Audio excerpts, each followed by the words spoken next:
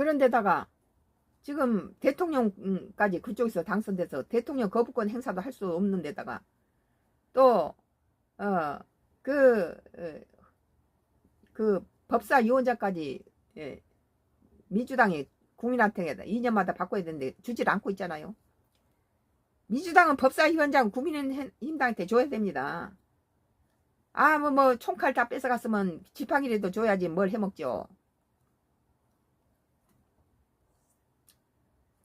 뭐 쌍가 크루스 나의 정치 코멘트인데요.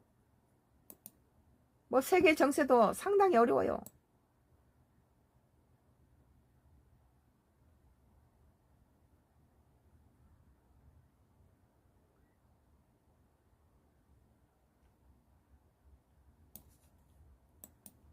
뭐 JTBC가 러시아가 우크라이나 공격을 돕는 나라에 군사보복 가능이라는 기사가 있습니다. 소련이 이제 러시아가 전쟁을 하겠다는 거예요. 지금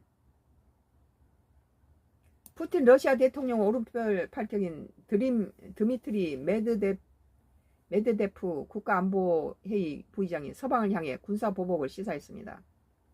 메드베데프 부의장은 현지 언론과 인터뷰에서 서방이 사실상 러시아와 전면전을 벌이는 것이라면 필요하다면 선제 공격을 해야 한다고 말했다. 지금 서방 세력에서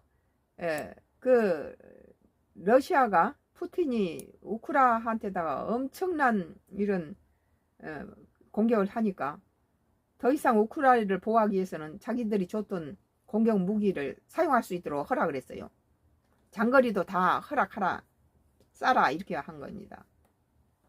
메드베데프 부의장은 현지 언론과 인터뷰에서 서방이 사실상 러시아와 전면전을 벌일 것이라며 필요하다면 선제 공격해야 한다고 말했습니다.